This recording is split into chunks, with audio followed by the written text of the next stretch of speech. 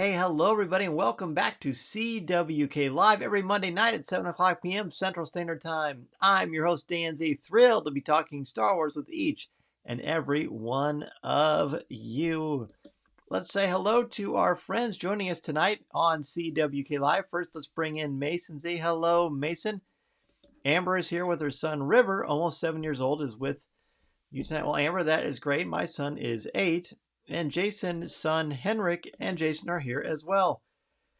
Jason, I believe you said your son was 8 also. Am I correct in remembering that? And welcome back to the show. Joe is here. Hello, everyone. Glad to be back for my second CWK Live. Well, it's great to have you back on the show. Joe, Blake is here, of course. What is up, everyone? Good to see you, Blake. As always, and Minta, this is the way. It's CWK Day. All right. Well, good to have all of you here. Back on the show tonight, we are going to talk about, boy, this new mouse, you can really hear it clicking, can't you? That's all right. Tonight's show is going to be all about Spark of Rebellion Part 2, the second part of the Star Wars Rebels season, or series premiere, actually. Oh, he says Henrik is 9. Oh, very good. So we've got 7-year-old, an 8-year-old, and a 9-year-old, which is pretty cool. Tonight, we're going to talk about Top 5 moments from Star Wars Rebels Spark of Rebellion Part 2. We're going to do some Star Wars trivia, which is going to be very Star Wars Rebels focused.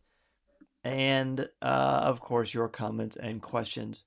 Happy Monday to you, Brian. Thanks for joining us on CWK Live as always. Let's go ahead and take a look at what is brewing in the world of Star Wars this week.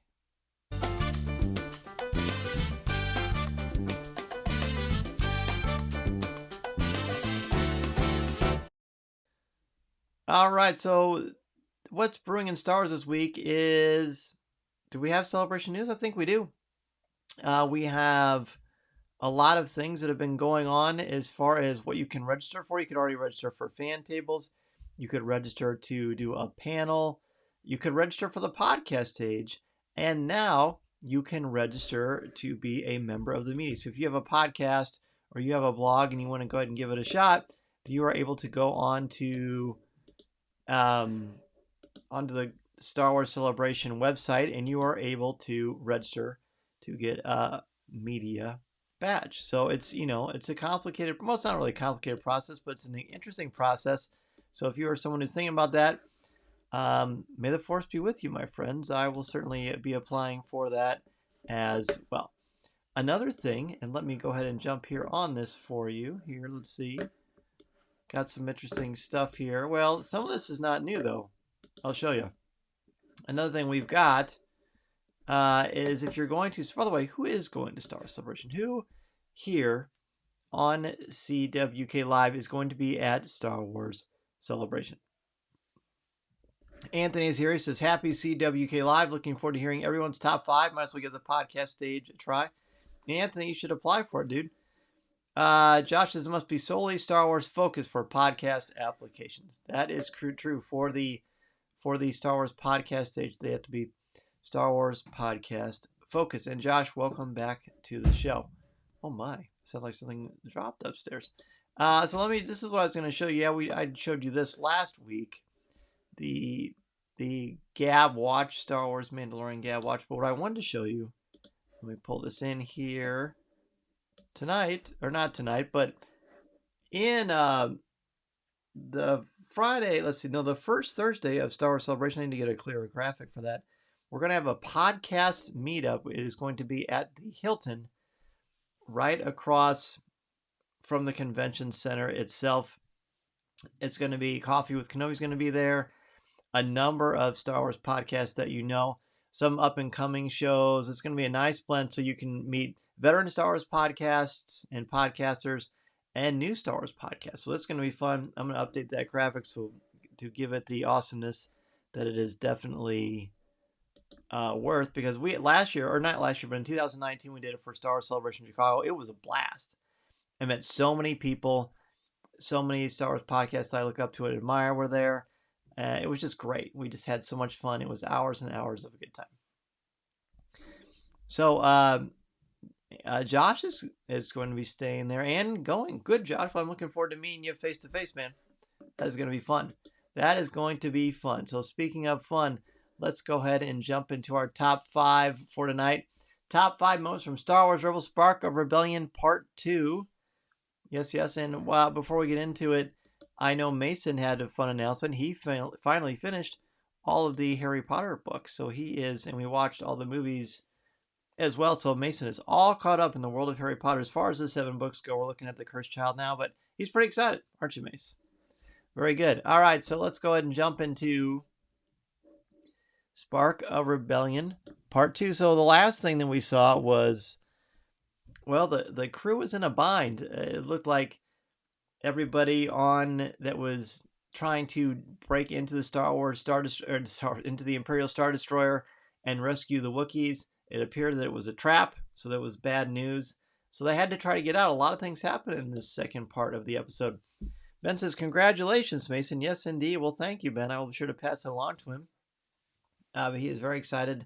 He loves Harry Potter. In fact, I think he'd be excited if we're going to do some trivia of the Harry Potter persuasion. But we're not going to do Harry Potter trivia tonight. We're doing Star Wars Rebels trivia. But let's talk about our top 5, shall we?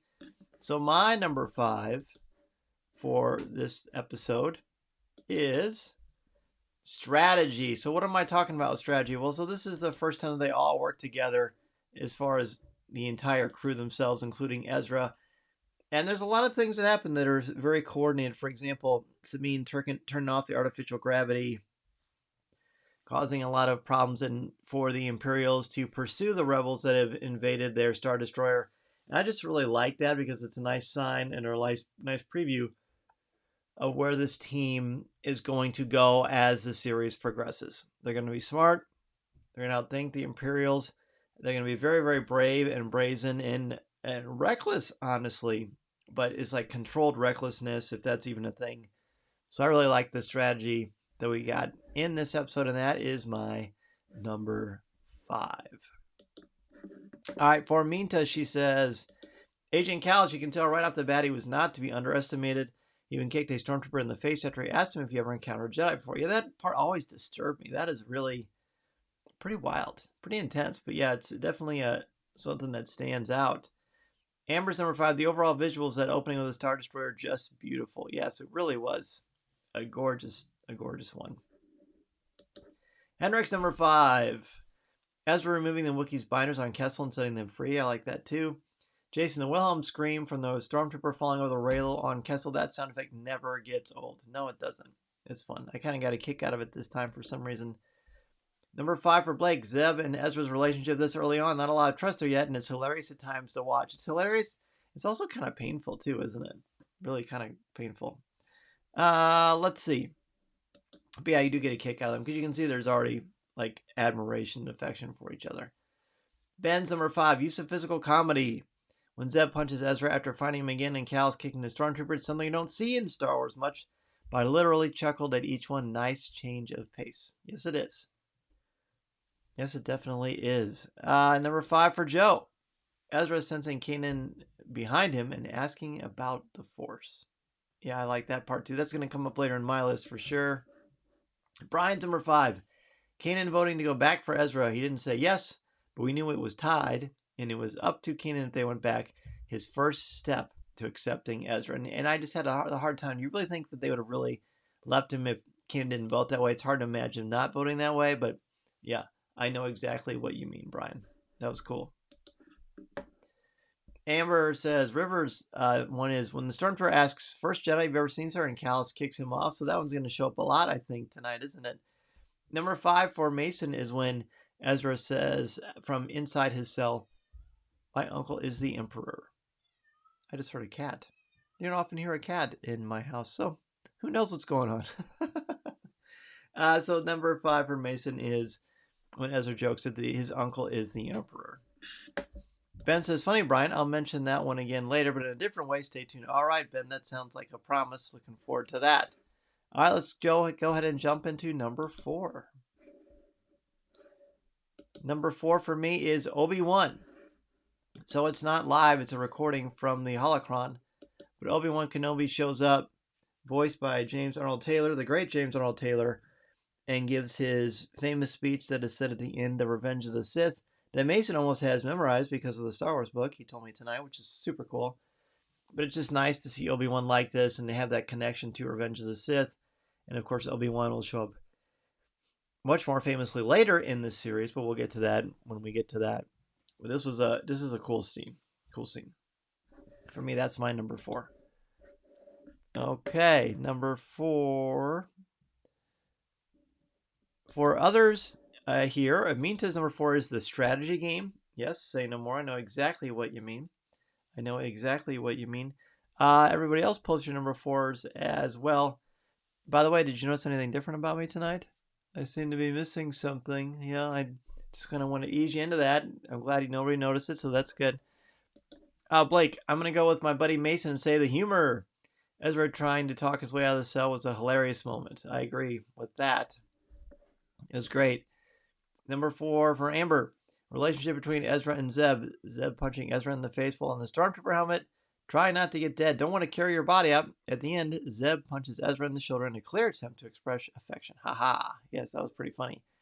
4 for Ben. Ezra runs after the young Wookiee and makes a leap over the Stormtrooper. It's cool to see Ezra discovering his ability and bravery at all at the same time. And he probably just thought, I'm acrobatic, I'm athletic, I'm a street rat, I jump around a lot. But you can see those early signs of him being strong on the Force. Jason's number 4. Henrik, Ezra opening the Jedi hologram while locked up in the Imperial cell. And Jason's number 4, Sabine's love of colors, graffiti, and blowing stuff up. Yeah, when Kals discovers that spray paint is explosive, that was cool. And Henrik, that is a fun one. I know that Mason and I really like that one as well. Amber's daughter River says, also mentioned a scream sound effect as a stormtrooper fell over the edge. There you go. Yep, that's a very famous sound in the Lucasfilm archives, isn't it? Brian's over 4, Sabine using the explosive paint on the Star Destroyer, first for many of us to see her art in action. Yeah, she's so cool, isn't she? She's one of my favorites. Joe's number 4, Kallus being asked if Kanan was the first Jedi he had ever seen. Yeah, that's I mean, that Kallus and Kanan, obviously very pivotal characters in this entire series, but that's a good part. Ben says, is it warm enough and no one had to shave yet? Well, 70 today, and I thought that was good enough. That was good enough. That's more of a teacher winter look, I think I said before, but yeah, it grows back pretty quick, so no worries. No worries. Let's see, anybody else with their number 4? I don't think I'm missing anybody, but feel free to weigh in the comments section if you can, or if you haven't yet. Number 4 for Mason, also involving the humor, but it's when he tells Cal that his name is Jabba the Hutt. And then when Cal says, well, Jabba, for some reason I was taking a drink, and I've seen this episode several times, but when Cal said, well, Jabba, I looked over at Mason, and it just hit us, and I almost did a spit take of what I was drinking, like, ugh, because I thought it was hilarious, him calling Ezra Jabba. I got a kick out of that the first time I saw it, and I still get a kick out of it now. It's great. Really fun. All right, let's go ahead and jump into number 3. Number 3 for me is the test. So what do I mean by the test? Well, I'll show you this picture here, and I think this will flesh it out for you. So Kanan already let Ezra take the holocron, and then he knows that he takes the lightsaber, but he lets him run off. He does return the holocron before he runs off. But then Kanan pursues him, and he says, you know what, you can keep that lightsaber and let it get dusty here with all your trophies, or you can come with me and learn the ways of the Force. Obviously, we know what Ezra does, which is what we were hoping he would do, but I just like that he gives him choice. You know, the important things about love and a sincere relationship is actual choice, providing choice for people. And Kanan does that, and Ezra follows his heart and follows the call of the Force. And obviously, we're going to have an amazing mentorship between these two. But I like that he gives him the choice to be able to make that for himself. That's why it's so powerful and sincere. Number 3 for Minta. Ezra unlocking a holocron and sees a recording of Obi-Wan. Very cool. Number 3 for Jason. For Henrik first. Ezra telling AJ and Cal that his name is Jabba the Hutt. Yes, very good. That's what Mason loves too. Jason says, the holocron message from Obi-Wan Kenobi, a really nice connection to Revenge of the Sith. It establishes the mood of the galaxy at the time. Yes, indeed it does. Yes, indeed it does. Ben's 3. Chopper votes for Hera. See, Brian, I specifically like when the droid shows that they have a strong moral compass, but I wonder if Chopper later regrets that choice, right? Interesting. Good point on the moral compass. Number 3 for Joe. Ezra dropping down from the vent and being hit by Zeb. I like that part too. Amber 3. Ezra going off to help the Wookiee kid on his own. Character development. That's right. Exactly. Number 3 for Blake. The Wookiees being freed. How could you not love seeing the Wookiee families embrace? And it gave me a fond flashbacks to the holiday special and Chewie's family, which I think we need a top 5 of. Well, Blake, interesting. You're the first person to say that. Maybe we'll do that around the Christmas time. Maybe. Ben, sorry, Chopper votes with her. No worries. I knew what you meant, buddy. Thank you. I should have corrected it when I said it when I was reading it. Josh, Ezra starting his hero's journey by going to save the young Wookiee. And yeah, even before that, like when he refuses the call and doesn't want to go help. But then ultimately he does. He says, "This is why I can't believe I'm doing this." And he runs off. It's pretty neat. Let's see. Number 3 for Mason is Ezra's slingshot. That's a cool thing to kind of, over time goes away, but Mason loves that. And Ezra's a pretty good shot with it, too. There's some fun things that happen with that one. Number 3 for Brian. Ezra throwing the holocron, then realizes he can't open it physically. He pauses and concentrates to open it. Yes, Brian, thank you for pointing that out. That is a very cool scene. A very cool scene indeed. All right. Let's see what is next. Anybody else have a number 3? I want to make sure I got everybody. It looks like I did. But again, if not, weigh in. And by the way, those of you listening later to the show, whether it's on our podcast feed or watching it on Instagram or YouTube, if you want to add a top 5, I'll post a place in the CWK Cafe where you can add your top 5. So you can be a part of this conversation too. You don't have to join us live to share your top 5 from this episode. We want you all to weigh in on your favorite moments from this whole series as we go back, which is cool. Ben, for the holiday special, is a top 5 in reverse order, meaning top cringeworthy, top worst moments, etc. Ooh, now see, Ben, now you're onto something. Hey, Jamie's here. What's up, Jamie? He says, my number 3 is the use of secrets to reveal both the escape plan and that Kanan is a Jedi.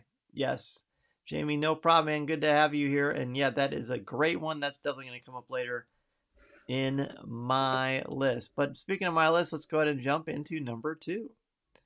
Number 2 for me is Ezra's humor. We've alluded to it several times. Mason and Blake have both brought it up. Several of you have brought it up. But just Ezra's deadpan, and the fact that he's having fun when he's in the heat of these challenging moments, I think is pretty hilarious. And it kind of alleviates the tension and makes you not as worried, which I think is actually effective here because we're trying to get used to these characters. We want to get to know them. And Ezra's charm and his sense of humor, especially in this first season, is a very, very important aspect. But he has some great jokes, some great one-liners. And that is why it is my number 2. Let's see what the rest of you have for your number 2s. Number 2 for Brian, the reveal of the Grand Inquisitor. Yes, this was the original time when this first aired live that we met the Grand Inquisitor. But then they went back and edited into one big episode. And that's when they put the Darth Vader sequence in at the beginning. But yeah, that's a good one, Brian. Josh, overall tone invoking A New Hope and the themes later seen in Rogue One. Yes, very good. In fact, Mason talked about how this reminded him of Rogue One, which I thought was pretty poignant. Number 2 for Minta, the Wookiee rescue. Things were shaky at first, but between Kanan using his lightsaber and Ezra helping the Wookiee youngling, everything came full circle. Yes, it certainly did, didn't it? Amber, Rivers number 2. Ezra tricks the stormtroopers and escapes the cell. Bye, guys. And the stormtroopers trying to explain that Ezra escaped, but don't quite say what happened. No, they don't. But that's a good one. That's a good one, River. I like that one a lot. Blake's next one is Kanan revealing he's a Jedi. Pretty awesome moment. It's a spectacular moment. I love it. Jason, Henrik's number 2, the anti-gravity scene in the Imperial ship. Very cool. One of my favorites. And Jason's number 2, Ezra continuing to take steps into a larger world by going against his instincts and choosing to warn the Ghost Crew about the trap the Empire had set for them. Yeah, I like that. It's very important. I think someone mentioned that earlier. That's a really important moment. Amber's number 2, Kanan saying, "Kid, I'm about to let everyone in on the secret." Chills. Very much so. Ben's number 2, Obi-Wan's speech. It grounds the entire episode and connects it back to the major story. The speech is obviously great, invoking that a new hope will emerge in time. Yes, it will. Yes, it certainly will. Joe's second one is number 2 is Hezra saying Zeb's full name. Yeah, when he's in trouble, she uses his full name. I thought that was funny and important. He should have felt bad about it. Jamie's number 2, saving the Wookiees, especially how he fits right into the group. Wink and a nod before he goes off to execute as part of the plan. Yeah, I like that too. I really like the Wookiees here. Too bad we didn't get more Wookiees in this series because I think it's pretty neat. Mason's number 2 is Ezra as an apprentice to Kanan. When we realize that Kanan will actually teach Ezra the ways of the Force, and Ezra is going to be the apprentice of Kanan Jarrus. That is Mason's number 2, and it's a great moment that I talk about in my number 3. But now we're going to go into our number 1s. My top moment from Spark the Rebellion Part 1 is The Secret. There can only be one, and for me, it was an easy one. Mason and I knew right away what our number 1 was going to be, even before we rewatched this. When he says, "Kid, I'm about to let everyone in on a secret," we use that for a transitional piece for Coffee with Kenobi for a long time, and sometimes I use it for different things too. But I actually got real chills and goosebumps when this happened and when I watched tonight. And again, I watched this one a couple times, but it's been a while. And I even knew what was going to happen, of course. We all did. But seeing it again and just knowing where Kanan's legacy is was just spectacular. It's just a great, important moment in the history of Star Wars and in the mythology of this incredible saga. I love it so much. It'd probably be in my top 5 of the entire series. So yeah, and in fact, it was one of my top lightsaber moments too. So it was just fantastic, absolutely fantastic.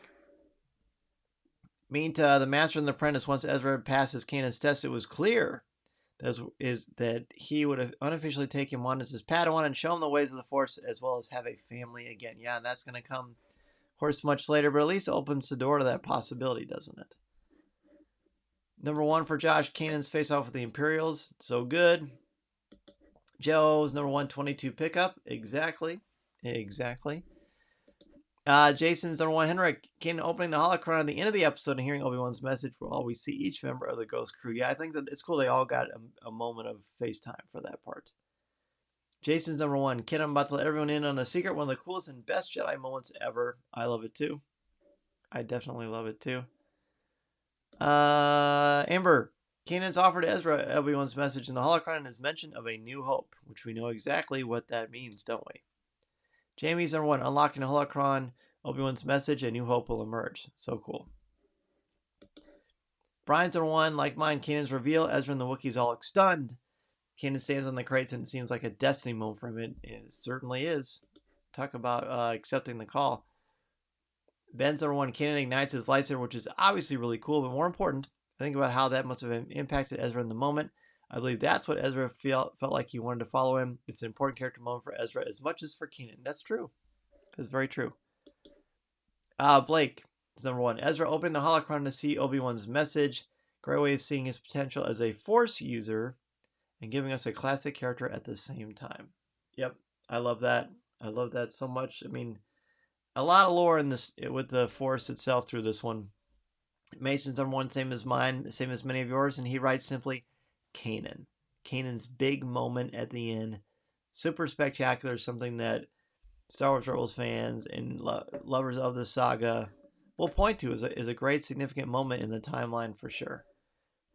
All right, everybody. Well, this was great. Let's look at next week's top 5. We're going to look at the 3rd episode in season 1, top 5 moments from Star Wars Rebels: Droids in Distress, featuring a couple of very important, significant characters from the world of Star Wars. That is going to be next week. But now we're going to jump into something we do once a month, and that is Star Wars Trivia. Now, you know the rules for Star Wars Trivia. If not, well, I'll break it down for you right now. It's real simple. Do your best. Just try. That's all we ask you to do is just try your best. That's right.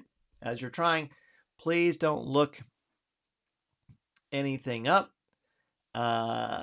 Just do your best. If you don't get it, that's okay. Jamie says, if we had a worst 5 list, I think we need to give a shout out to that poor stream trooper who made the mistake of asking, is that the first Jedi you've ever seen? Yeah, that part I know it's played for laughs, but just really disturbing too. So, yeah, that was definitely not a good, it was an authentic one. He's trying to bond, but that seems like the worst place to try to bond when you're hanging from the top of this platform. Anthony's loves next week's episode of Rebels. Cool. All right. Brian is ready. Good deal. All right, everybody. Trivia time. Doesn't matter who gets it first or whatever. Just answer. Don't look it up, and we'll see how you do. Okay. How old is Ezra Bridger at the beginning of Star Wars Rebels? I know it's a tough one. But how old is Ezra Bridger at the beginning of this? Ben says, what should I say about me for laughing? Should I get help? Well, if you do, then I will have to as well, because I giggled too. And I'm like, oh, wait a minute. What is that funny for? So yeah, don't worry, Ben. You're in good company. So when I ask how old is Ezra, Josh says he's 15. Anthony says Ezra is 15. Anybody else want to weigh in on this? Jason says that he's 15. Ben says he's 14. Minta says 14. I would have had to look this one up because I'd forgotten. But there is a clue, actually.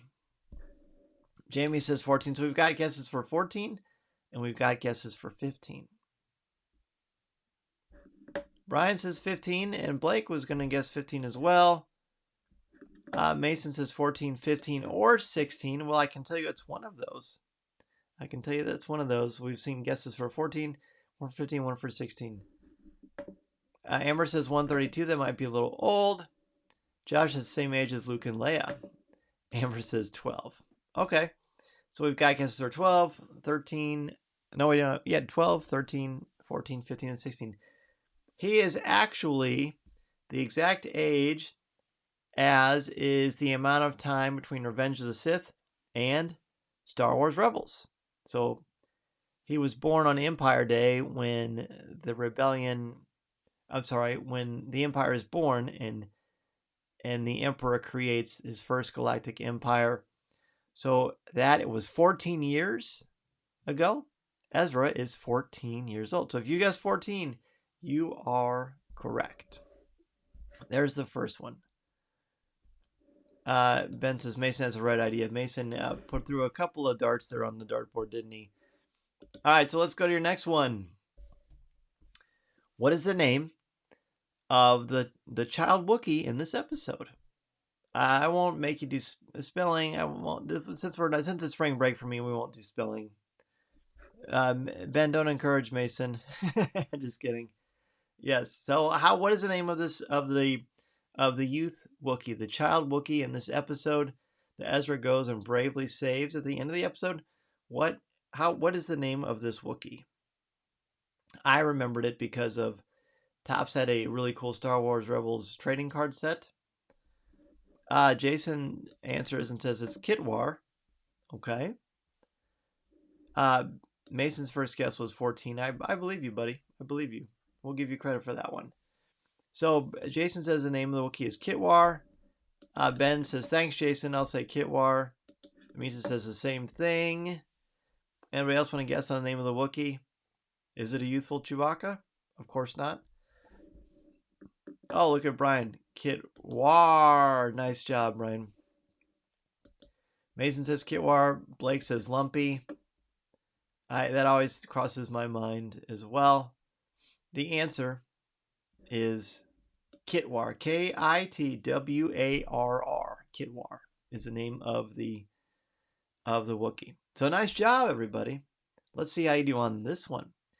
What's the name of Kitwar's father? What is the name of the adult Wookiee that is Kitwar's father in this episode? That one might be a little more challenging. What is the name of the male Wookiee father, the father of Kitwar in this episode? Ben says, I'm imagining Brian making the Wookiee sound when he says Kitwar. Oh, definitely. I definitely imagine that too. Oh, no, it's not. Let me pull up the comments here. Let me try that again. There we go. And Mason says, really, Blake? Yeah, Lumpy is actually the name of Chewbacca's son. Mason, you probably didn't know that, but yeah, for sure. Jason says Knitwear Senior or Kitwar. Jake says Kitwar Senior.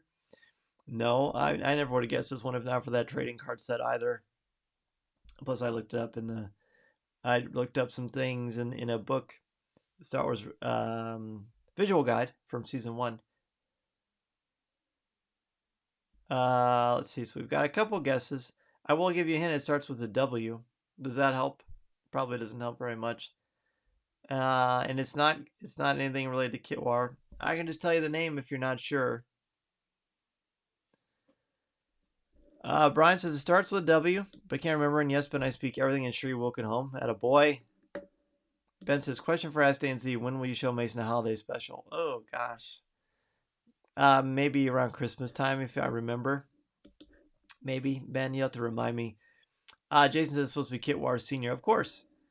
Amber River says it's Wally. Mason says Kitwar's father, whatever the answer is. So the answer is Wulfwarro, Wullffwarro. In Wookiee talk, they like to use consonants 2 and 3 letters at a time, but it's Wulfwarro, Wullffwarro. Wulfwarro. That is the name of Kitwar's father. Is it okay if you forgot? Of course it is. Of course it is. Oh, Rawtik, Kitwar backwards. I like that. That's kind of like the name of the wizard in Fantasia is Yensid, which is Disney backwards. Cool. Or like the Mirror of Erised in the first Harry Potter is Desire backwards. All right. So somebody in here gave this answer earlier, so we'll see if you were paying attention when everybody's giving their top 5s. But what is the code that Kanan, when Kanan alerts Hera that he's about to let everybody in on the secret, what is the name of the code word that he uses? And Hera says, really? And I think Kanan says something along the lines of, well, now is as good a time as any, or something like that. I didn't write it down, but what is the code word or the code name that when Kanan says this to Hera, she knows he's going to reveal that he is actually a Jedi Knight? So what is the code that Kanan shares with Hera that tells her Kanan's about to let everybody know that he is a Jedi? Amber says pickup 22. Jamie says has a 22 in it. Ben says something 22. Jason says 22 pickup. Minta says 22 or pickup 22. Anthony says pickup 22. So we've got 22 pickup. We've got pickup 22. We've got raw tick. Oh, that's the older one. Ben says 22 pickup. I wonder what would be symbolic about the two. So basically, it seemed that we need to decide is it 22 pickup or pickup 22, or is it something else? Trust in the Force, everybody. I think you'll get the right answer. Mason says blah blah 22 blah blah. I am correct. Is that a Jedi mind trick, Mason? That might not work on me, pal. The answer is 22 pickup. That is the answer. I wrote it down as soon as I heard it. It's good stuff. All right, let's see. We've got 1, 2. Okay. Oh, Mason says the Elder Wand. I was waiting for that to happen. I was waiting for that. All right. So another one. This is another thing where you have to guess a length of time. This is a challenging one. So for how many years? For how many years does Kanan hide from the galaxy that he is actually a Jedi Knight? Or a Jedi in training. He was a Padawan at the time. But for how many years does Kanan hide from the galaxy that he is in possession of a lightsaber and that he is a Jedi or will be a Jedi? How long? Anybody know? How many years did Kanan hide his secret? That's probably a better way to ask that. How many years did Kanan Jarrus hide his secret? So Blake says 14 years. Okay, good guess. Ben says, I feel like that's wrong, don't follow me. But Minta says the same thing, 14 years. Amber says at least 15. Okay. Brian says 14 years. Amber says, or 22, LOL. Oh, actually, that would be cool. It's not 22. but that is a good guess. And probably like how you were thinking there. Jason says 14. Okay. Any other guesses? Mason, what do you think, buddy? How long did Kanan hide his secret? Mason's let everyone know that he finished Harry Potter, which we did talk about at the beginning of the show. And he says 14 or 15 years. I think everybody who is on the show live right now has guessed, if I'm correct. So the answer is, in the official Rebels guide, it says almost 15 years. So it would be 14 years. So if you said 14 or 15, I'll allow it because it says for almost 15 years. So I don't know when the anniversary is of him hiding that lightsaber, but yes, that is in fact almost 15 years that Kanan hid that secret. That's why it's such a big deal. And by the way, if you want to read or find out about how Kanan and Hera meet and how they form their bond with one another, that is in John Jackson Miller's novel A New Dawn, which I haven't read since it first came out. Gosh, in what, 2015, 14? It's been a long time. So A New Dawn is a great book to pick up to see that part. And not that part, but to see what Kanan Jarrus was like before he became a Jedi Knight. All right, let's see. I've got about 3 more. I'll try to fly through these. What is the official droid designation of Chopper? For example, R2 is R2D2, right? But what is Chopper's official droid designation? What is the astromech Chopper, the small, beloved orange little droid? What is his actual droid number or designation? Anybody know? They don't say it too much, but they do say it. Brian, right out of the gate, C110P. Okay, thank you, Brian. Anybody else want to guess? Anybody else have any guesses? Anthony has the same one, C110P. Anybody else have any guesses on this one?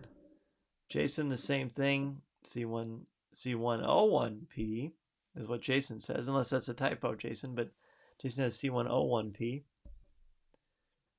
Anybody else? Minta says C110P.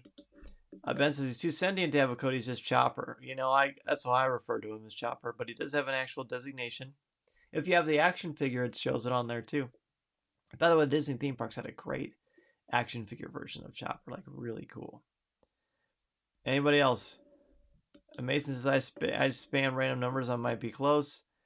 Or maybe that is a secret password to Mason. Could be. Ooh. No, the answer Brian had to right off the gate is C110P. That's right. All right, so these next two are really, really difficult. I'll ask them. Don't feel bad if you don't know them yet. It's early in the series. But Lothal is, of course, the planet that Ezra Bridger is from. That's where the beginning of this series takes place. What is the main industry that Lothal is known for? There is one thing that they are very, very known for on Lothal, is the primary reason that the Empire wants to invade Lothal and take it over. What is it that Lothal has that is their primary industry on their actual planet itself? What is the main industry that they use? Anthony's guess is mining. Okay, Anthony, good guess. Anybody else have any guesses? What is the main industry that Lothal is known for, and to me is one of the reasons why the Empire seeks to take over Lothal, because they want this particular commodity. So what is the main industry on Lothal that they use? Anthony's guess is mining. Anybody else have any guesses? I'll let you weigh in. Amber says produce. Mason has a lot of questions, which I don't blame you, buddy. Ben says it's mining a specific energy. Minta says farming. Jason says textiles. All good guesses. The answer is actually agriculture. So farming. Right, their natural land is a wonderful natural resource. It can feed a lot of people, take care of a lot of livestock. So the Empire, of course, wants it, and they, like locusts, they will try to sort of suck it dry and take everything that they need. And My guess is they would want to leave the planet a burning husk, which, we'll see what happens. We'll see what happens. But that is one reason why the Empire wants it. All right. Okay. One more question. Mason says close enough. There you go. I like the humor, Mason. You and Ezra have a lot in common, along with our other friends here on CWK Live. Jason says, nice one, Minta. Yeah, Minta is on fire. Good job, Minta. The force is strong with you, my friend. All right, let's go to the last one. Who's the governor of Lothal? You will meet this individual in the next episode, Droids in Distress. But who is the governor of Lothal? Kind of a trivia question for next week, to be honest. But now when you watch next week's episode, it'll make sense. You'll say, oh yeah, we talked about that on CWK Live, which we have and are. So who is the governor of Lothal? Josh says Price. That is the name that Josh has guessed. Anybody else? Anybody else have any guesses on what the name of the governor of Lothal is? Jason says Governor Price as well. I don't think they mentioned Governor Price in the first episode, but they might. Now that you say, I don't know. I can't remember. Minta says Governor Price. Ben says Price. Anybody else have any guesses? Anybody else have any guesses on who the governor of Lothal is at the beginning of this series? Well, while you're guessing, Anthony says Price, and Josh says they would spell the Y. Yes, they do spell the Y. Brian says the same thing. The answer is Arihinda Price. Arihinda. Arihinda Price. Yeah, Governor Price. Mason says refer to the Minister of Magic, and the answer is Voldemort. Ooh, that would be quite a twist, wouldn't it? And Ben with a clever pun, the Price is right. Well done, Ben. In fact, that deserves some applause. Yeah, good job.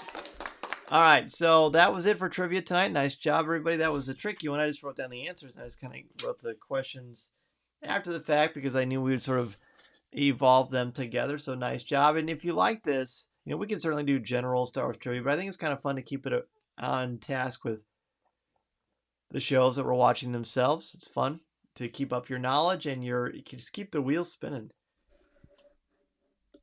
Brian says 3 bonus points for Ben for that last one. Yeah, that was very good. Very good, Ben. Very clever. And Mason is clapping too. Oh, I thought I had a sound effect of laughter. I'll have to download that. All right. Well, while I'm figuring the mysteries of the live stream world out, let's go ahead and jump into Ask DNZ.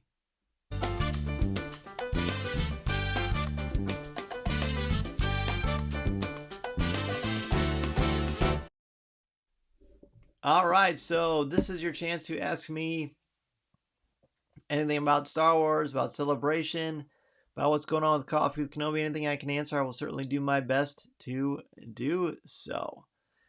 Ben says his clever little quip was making up for the points you missed. This was a tricky one tonight, Ben. There were some difficult ones. I'm pretty sure I would have been scratching my head on quite a few of these as well. All right, Brian says I would ask Mason who would win Voldemort versus Vader. Oh, Mason, who would win Voldemort versus Vader? I'm sure I know what Mason's going to say, but good question. Matthew, hi everyone. Sorry I'm late. Just got the voice of bed. No worries, man. Good to have you on the show. We saved a spot for you, of course. Thanks, buddy. Is it your spring break as well? It says happy spring break. Yeah, I've got spring break this week, which is nice. Be able to catch up on some time at home, which will be really, really nice, and do some other fun stuff too that we've got planned as a family. So Mason, what do you say, buddy? Brian wants to know who would win, Voldemort or Vader. Personally, I think it would be Vader, but it's a good question. Henrik wants to know what the price of the Grogu watch is. That's a good question, Henrik, and I'm not sure. I know it's on Amazon. Mason, do you remember? I think we looked it up. Gab was nice enough to send that to us to help them promote it, but I'm not sure how much it costs. But my guess is, oh gosh, 50 or 60. But I don't know. I just a total guess. Mason, if you know, let me know. But I know it's on their website. Jason, I know it's on Amazon as well. Do I need a lanyard Celebration? I was having this discussion with my wife. So that's a great question, Anthony. They give you a lanyard when you get your badge. So I think they're mailing out badges. You can also pick them up there if you don't get them mailed out in time. But yes, they do give you a lanyard, or you can also buy one of the newer ones, or not the newer ones, one of the ones that has the show logo on it. But they definitely provide lanyards for you. I've got a wall of Star Wars Celebration badges with lanyards on them. Do we even know when the next celebration is yet? Do we know where? So all we know now is that the one it's in May is Celebration Anaheim. That's coming up the last week of May. Was it 27th to 30th? Is that right? I just know it's Thursday to Sunday, the last Thursday to Sunday of May. But as far as after that, I do not know. If I could recommend one Legends novel for someone who hasn't read any, what would you say and why? I would say Kenobi by John Jackson Miller. It is Legends. Actually, Kenobi or Darth Plagueis. Darth Plagueis by James Luceno. Honestly, that's probably where I would go. It shows the kind of the origins of the Emperor, and it's not officially canon. Well, it was never canon, but it's just a great, very compelling story, showing how the Emperor slowly evolves into who he is and his first experiences with the dark side. It's a very powerful book. In fact, it'd be worth reading again. Matthew wants to know what your favorite book is so far. It's a good question. Josh says they have not announced the next one. No, they won't. They either announce it the last day of Celebration, the one that's going on, or they just do it later. There's not necessarily a set in stone pattern, but historically they used to do it at the very end, at the closing ceremonies they used to do it, which is kind of fun. Josh says it'll be interesting to see if Star Wars Celebration moves to annual or biannual. The fact they had one in 2019 and plan one for 22 is a good hint they were going to make a change. Well, it was going to be in 21, as you remember, but because of COVID, they had to reschedule 21 for 22. So I don't know. It'll be very interesting to see kind of how that works. And of course, you've got to get the space ready and, where's the next one going to be? All that good stuff. All good questions. I tell you what, though, speaking of Celebration, I'm so excited for this one. So excited. I can't wait to see everybody. Can't wait to be around Star Wars, our Star Wars friends. We got a taste of that on the Star Wars Galactic Star Cruiser a couple of weeks ago, and that was great fun. But you were missing. So you are who I'm looking forward to seeing and hanging out with. Everybody watching this, everybody listening. It's going to be a ton of fun. Josh, no worries, man. I knew what you meant. No worries at all. Whoops, what's going on here? Let me fix that. Dun, dun, dun, dun, dun, dun, dun. Okay. Well, that is going to do it for this week's show. Let me cue the music here. There we go. Can't wait to see everybody's pictures and reports from Celebration. It's going to be fun. Matthew, we're definitely going to be bringing you all the coverage from Star Wars Celebration. There's so many fun things that are going to be happening at Star Wars Celebration. I'll be bringing you things from Twitter and Instagram, and there'll be videos and stories on Instagram and all kinds of fun stuff. So speaking of Celebration, you see that a Will Rowe Hood card has been added to the Topps Cards app. No, I didn't see that, Ben. I'll have to check that out. That's cool.